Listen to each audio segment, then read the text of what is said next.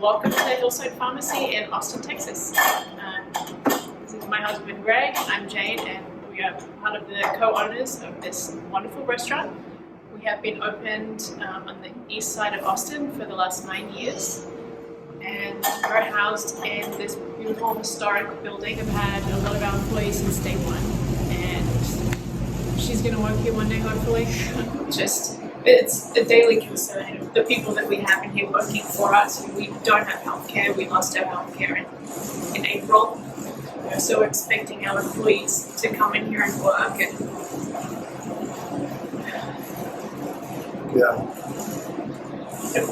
put themselves at risk and then their families at risk. It's a lot to ask.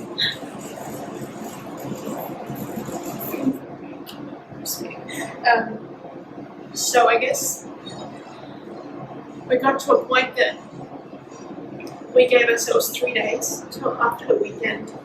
We couldn't pay rent last month.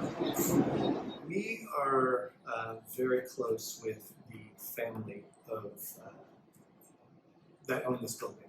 We found this building and it didn't look like this, and we found the history of the building, which turned out to be the home of the first black pharmacist in Austin, Texas, in his early 80s at the time, telling us that this was her daddy's pharmacy, and he was the first black pharmacist. And we, collectively were just like goosebumps, and we are going to put every ounce of heart and soul in this thing and tell this story, because it was a rundown building, and no one really cared about, not saying they didn't care, but no one really cared about the history of things over here.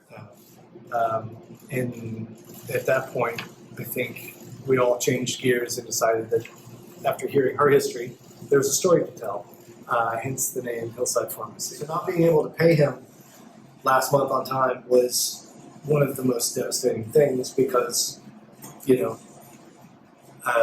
made a promise to them, and they put their trust in us. Yeah, and so that's when that kind of signified to us, like, holy cow, this is real.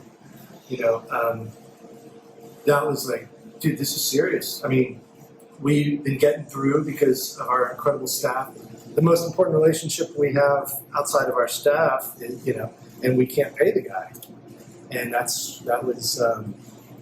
we worked hard to give this building, bring it back, and give it life. We were recognized by the Historic Society.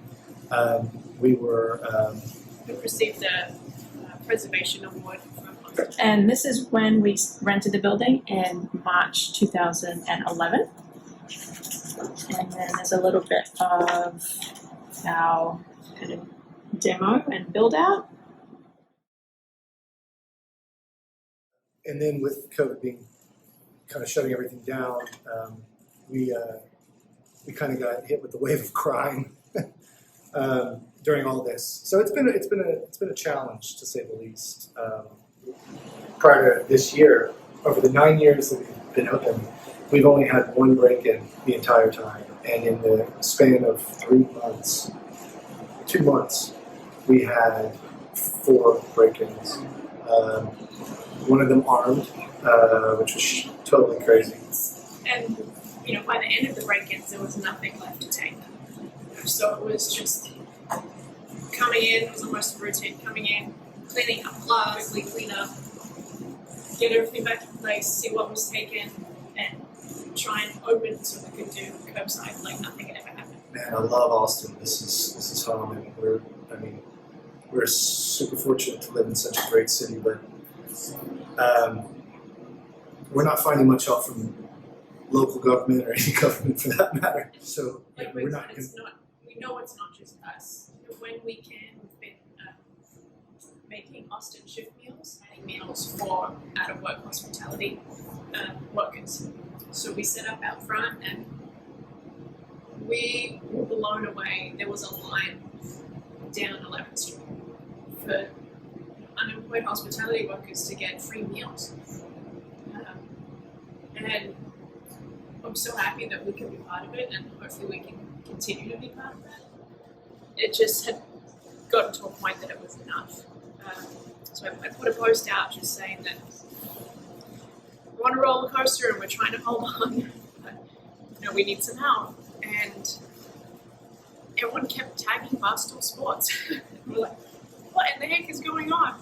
And I recall that there are some Texans up at Barstool Sports, and we spent quite a bit of time in New York living there. So, like I know Barstool Sports, of course, and then someone tagged